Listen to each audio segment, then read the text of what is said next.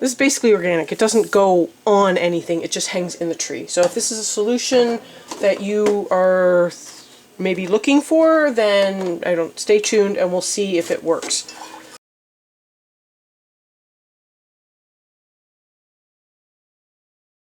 Welcome back. Thank you so much for joining me. If you're new here, I'm Kathryn, the Aerogarden Homesteader, and today I am going to be looking at all of my Aerogardens as well as the outdoor garden today. So this is absolutely hanging in tomatoes. It is just incredible how many tomatoes are on here. I had a couple of flowers get lost, but that's okay. Everything else seems to be doing well, so I might increase the nutrition again next time, but I'll see how everything is doing. But right now everything looks good, so that is always a good thing. And then over here I did rearrange my counters. The pepper plants are growing a wee bit faster than I expected. So this one that was on the table, this is the habanero. It is doing pretty good. I see that the leaves are actually, they're doing really well. They have gotten a lot bigger. They were like pathetically small when I put them in here, like really, really tiny. It does look like it's trying to push out some side growth. So it is, I'm actually pleased with it. It's looking really good. Here is the other tomato, which I'm not sure is the same variety as the one that I just showed you or if it's different, but this one's doing really well. We did harvest like 7 tomatoes from this and made a tiny, tiny bowl of salsa. It was really good. This one was a very fruity tasting tomato, so it was a little different from what we're used to, but you can see it is pushing out new growth here. Looks like there's a little bit of growth coming up in here. There are more little flowers. The ones up under here have started putting out little tomatoes, although I see this flower did not make it. But it's got new growth there as well. Ideally this would be a nice branch to prune off, but it is trying to put out tomatoes, so I'll probably leave it for a little bit. But it does not look nearly as compact and pleasant as the other one that's in the Aerogarden with the bigger net pot. And I don't know if that's just the variety or if it's something else. So yeah, they look very different, but it's growing nicely. There's new growth, there's tomatoes, so I'm pleased with how it's turning out. I'm just afraid of how to get it out of the net pot without breaking it.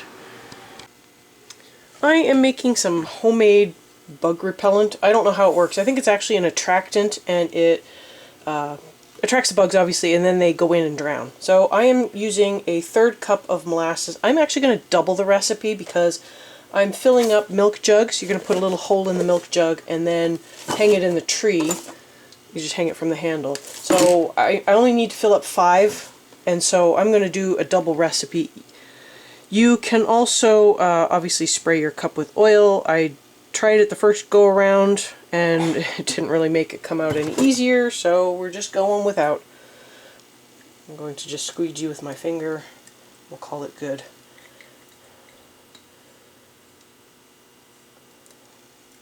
And just for the record, I don't think molasses actually goes bad. I have had this stuff for almost 10 years. It still tastes fine. Okay, next ingredient is apple cider vinegar. Calls for 1 cup. I will be putting 2 in. I will make sure to have the recipe linked below so you can go and read it and follow the directions.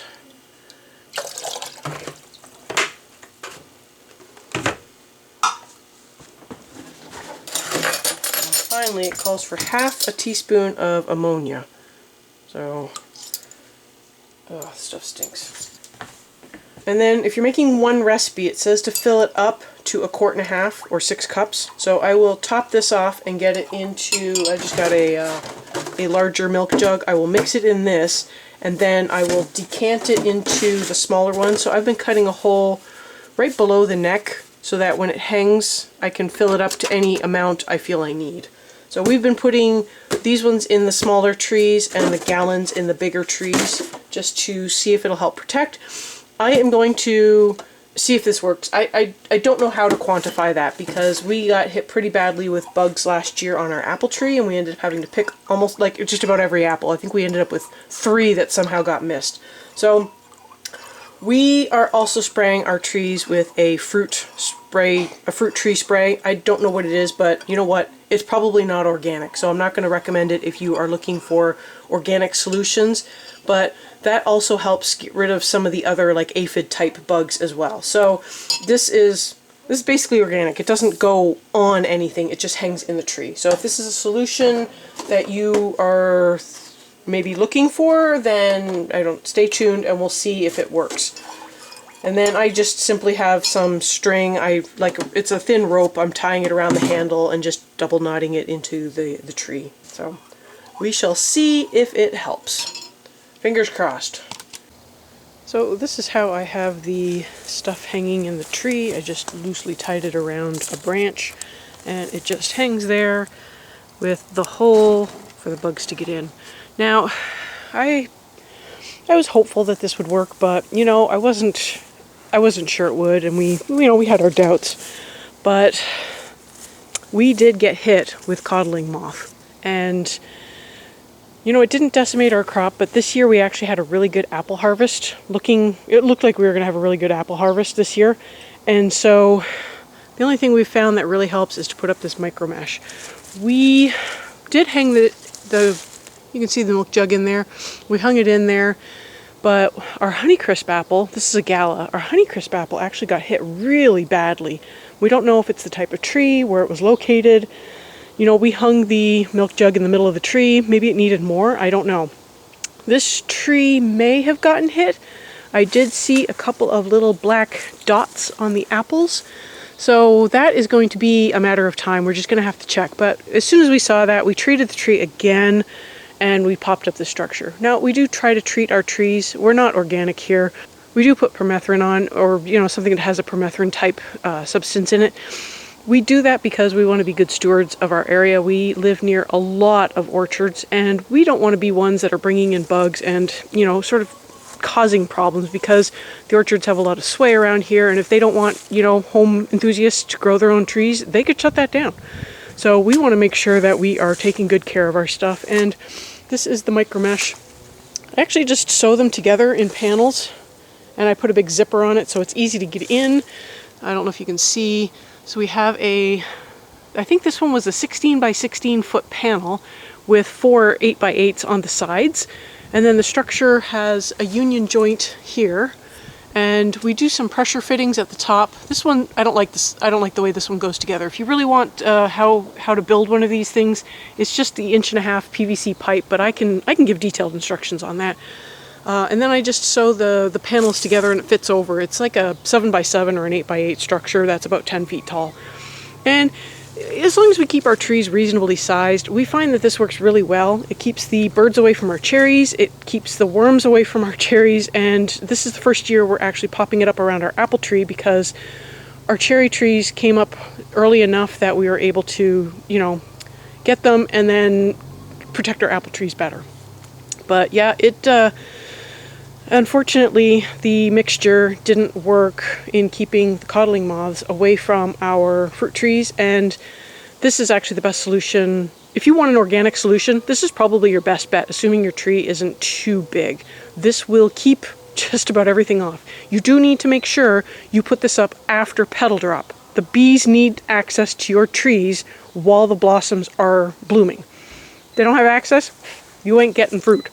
So this is the best that we have found. You do have to be careful though. There is, I don't know if you can see that, there is, the netting will damage over time depending on how you store it and how long it spends in the sun, but for the most part, little things like this, they're okay. But yeah, this is our best solution. So I wanted to give a little update on how the rest of the garden is doing. We are, for the first time this year, going to have some grapes. These are going to be green grapes. I believe they are a Thompson variety. I don't think it's Himrod. It might be Himrod. But yeah, this is the first time we're going to get grapes. We have been slowly watching them get bigger and bigger. So then they do pop off when you touch them. So we try to not touch them, but sometimes we brush up against them and it happens. Over here, this has been the best pea year I have ever had. Now, as you can see, I have the micro mesh up over my pea plants because those damn little birds, they will come in and they will just decimate my peas. But look at this. They are, I don't know how well you can see this through the mesh, but they are really nice and tall. They've climbed up this fencing really nicely. I've got lots of peas hanging on here. I'm just going to go for dried peas because then I don't have to worry about picking them and shelling them. I can shell them later at my own time. So this is what it looks like underneath. I've got some of the nasturtiums growing. My tomatoes are growing. They're kind of, it's like the Wild West under here. I don't get under here very often to weed, but I did come through and weed recently. And then I've got some onions from last year that actually overwintered really nicely, and I think they are coming up soon for being picked. I need to look into what my benchmark is for that. And then I did notice that my dill, these are little dill weeds that are, I mean, not weeds, but they are growing back. They have been aphid attractors, so I've been trying to get rid of all of the dill. And then this is my poor, sad little pepper plants. Not many of them did well. I mean, I just don't do pepper plants very well. It's kind of sad. So I have a, don't know what that is. I don't think it's a cucumber. Might be a cucumber. I thought it was a butternut, but those might be somewhere else. These are potatoes. I got some carrots, some sweet potato. I ended up, these were extra tomato plants that didn't get sold, so I just whacked them in the garden. This is the corn. So this is all covered up with the mesh as well, because there's peas down the middle that I'm hoping will come up soon that I can pull. I couldn't remember if that was turnip or rutabaga. I'm hoping it was rutabaga because I don't like turnip, but you know, it is what it is. I'm hoping that is ripe soon so I can pull it to give the corn more space, but I think the corn is almost 4 feet tall. I think it's 2.5, 3 feet, depending. The one back there looks like it might be 3 feet. So I'm hoping I can plant some beans soon, which would be nice. And I have been harvesting a few garlic scapes.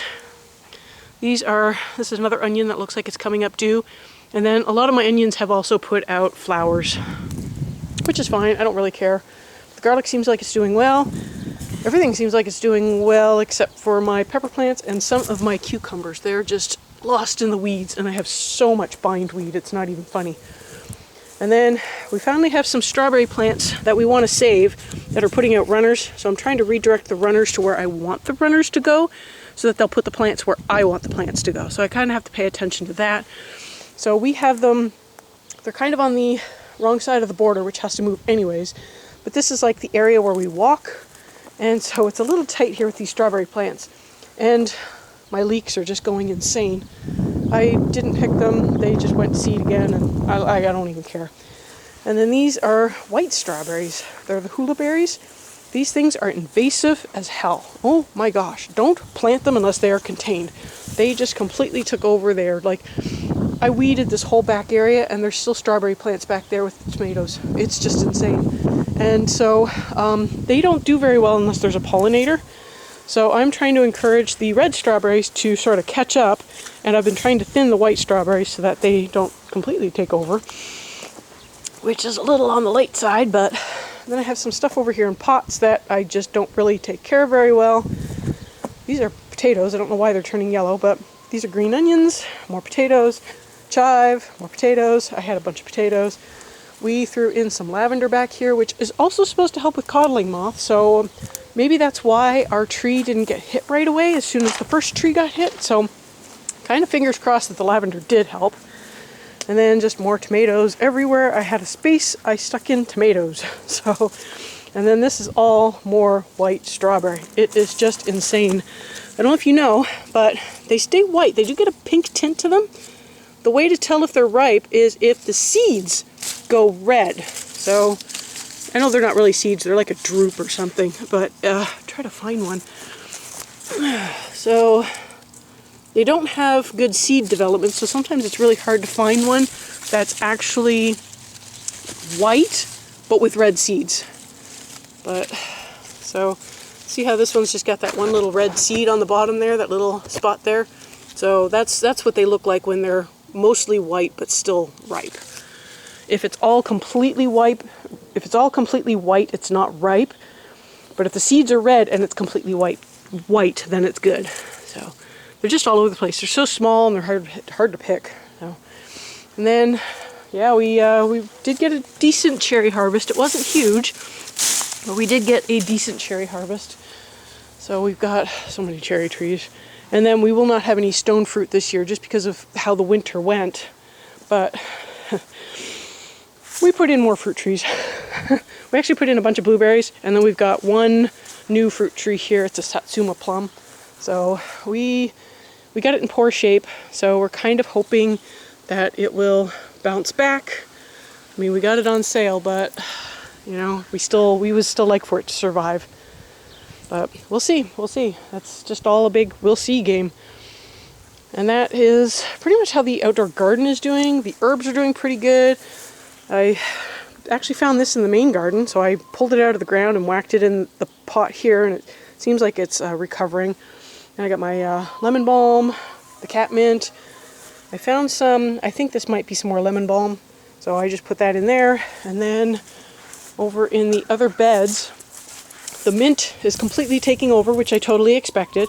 I do have a few of the other flowers that were in here seeded and are coming back. I think it was calendula. And then this one is chive. Then I did have some extra onions that I planted, so they just ended up in the beds here. And I think I've got some Thai basil coming back. There's a few that they look like Thai basil. I'll have to pick a leaf and check. And then there's lots of little other plants coming up that I'm not sure what they are yet, so I'm just going to leave them. I think this is a California poppy, so I left it. The thyme is doing really good. I might have to thin that back some. And then over here, this is kind of the wild west of the flower bed. I think it's got some calendula that I planted here. It's got some marigold, California poppy, and I'm not entirely sure what this is, but it found its way in here, so I'm leaving it for now. And then, not sure if that's a weed or not. And then, yep, more onion. So, yeah, that's how everything's doing. And then the stuff in front, this is just the wild west of everything. So we got some sage that's going to flower, some more flowers just down here that we've just sort of planted seeds over time, and they just keep self-seeding. Or this one's actually a perennial, it keeps coming back.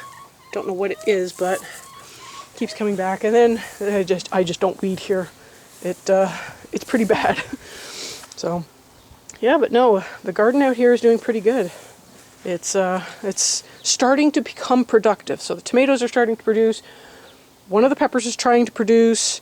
The peas are doing really well. It's only because we've had a really cold spring and a mild summer that the peas are doing well at all.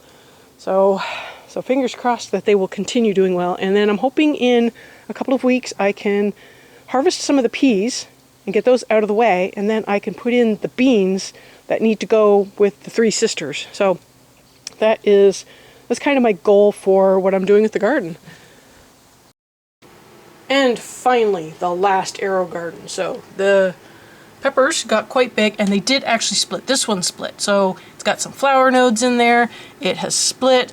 It's pushing out side growth. It's looking really good. I'm really happy with how it's turning out. This one is doing really good. This one was slightly behind the other one, but looks like it's doing the same thing as the other one was about a week and a half to 2 weeks ago.